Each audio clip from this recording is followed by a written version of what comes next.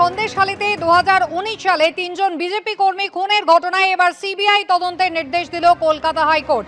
কলকাতা হাইকোর্টের বিচারপতি জয় সেনগুপ্ত তিনি 3 জন বিজেপি কর্মী খুনের ঘটনায় সিবিআই তদন্তের নির্দেশ দিয়েছেন। 2019-এর 8 জুন খুন হয়েছিলেন দেবদাস মণ্ডল, সুকান্ত মণ্ডল এবং প্রদীপ মণ্ডল। এই মামলায় অন্যতম অভিযুক্ত শেখ শাহজাহান। সিবিআইয়ের যুগ্ম অধিকর্তাকে এসআইটি গঠন করে তদন্তের নির্দেশ আদালতে।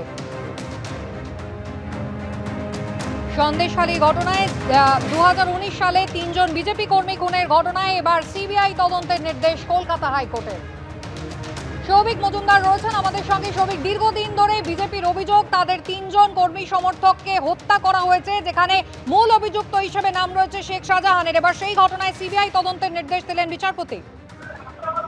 দেখো, একেবারে কলকাতা হাইকোর্টের কাছে এই মামলা দায়ের হয় এবং সেই মামলায় তারা অভিযোগ করেছিলেন যে এই মামলার পুনরায় তদন্ত করা হোক এবং তদন্ত ভার সিবিআই কে দেওয়া হোক। মূল যেটা অভিযোগ উঠেছিল যে এই যে 3 জন খুন হয়েছিলেন তারা ছিলেন বিজেপির কর্মী এবং সমর্থক, এবং 2019 সালে যে লোকসভা নির্বাচন হয় সেই লোকসভা নির্বাচনে এরা প্রত্যক্ষভাবে ভাগ নেওয়ায় এদের ওপর কিন্তু তৃণমূলের আক্রমণ নেমে আসে এবং আক্রমণের একেবারে সামনের সারি থেকে নেতৃত্ব দিয়েছিলেন শেখ শাহজাহান।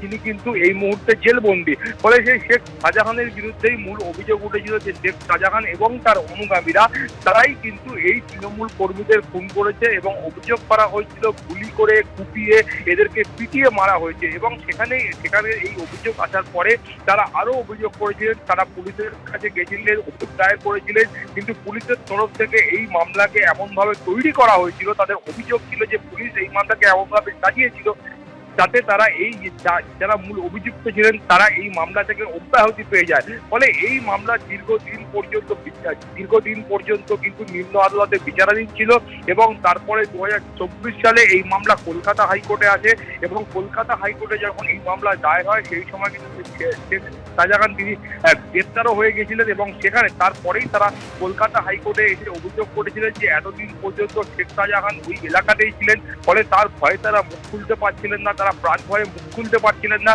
কিন্তু এখন যেহেতু শেখ শাহজাহানকে গ্রেফতার করা হয়েছে এবং সিবিআই এর তরফ থেকে সিবিআই গ্রেফতার করেছে, সেই কারণে তারা কলকাতা হাইকোর্টে আবারও এসেছেন তারা সুবিচার চাইতে। ফলে সেই মামলা কলকাতা হাইকোর্টে এতদিন পর্যন্ত বিচারাধীন ছিল এবং যার প্রেক্ষিতে এই পরিবারের বক্তব্য ছিল যে তারা বারবার পুলিশের কাছে গেছে, পুলিশের উচ্চপদস্থ কর্তাদের কাছে তারা অভিযোগ জানিয়েছেন, কিন্তু পুলিশের তরফ থেকে কার্যত কোনো পদক্ষেপ গ্রহণ করা হয়নি বলে তারা এই মামলায় অভিযোগ করেছিলেন। এবং সেই অভিযোগের প্রেক্ষিতেই কিন্তু দুপক্ষের যে সওয়াল জবাব ছিল সেটা কলকাতা হাইকোর্টের তরফ থেকে খতিয়ে দেখা হয়েছিল এবং তারপরেই আজকে কিন্তু এই কলকাতা হাইকোর্টের তরফ থেকেই সিবিআই তদন্তের নির্দেশ দেওয়া হয়েছে এবং বলা হয়েছে সিবিআই এর যুগ্ম অধিকর্তা তিনি একটি এসআইটি গঠন করবেন এবং সেই এসআইটি গঠন করে এই মামলার ইনভেস্টিগেশন করবেন এবং তারপরে সিবিআই যে আদালত রয়েছে সেখানে এর বিচার প্রক্রিয়া সংগঠিত হবে। মূলত যে অভিযোগ উঠেছিল যে 2019 সালের 8ই জুন সেই সময় শেখ শাহজাহান এবং তার বাহিনী তারা এই 3 জনকে দেবদাস মণ্ডল, প্রদীপ মণ্ডল এবং সুকান্ত মণ্ডল এই 3 জন ব্যক্তিকে কার্যত বাড়ি থেকে বার করে, দোকান থেকে বার করে এদেরকে গুলি করে, এদেরকে কুপিয়ে এবং পিটিয়ে এদেরকে 3 জনকে খুন করা হয় নৃশংসভাবে।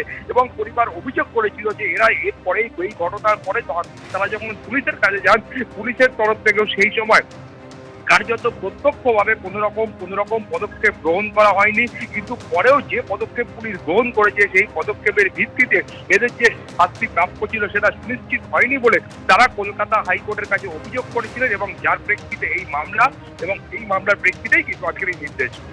সৌভিক, ধন্যবাদ।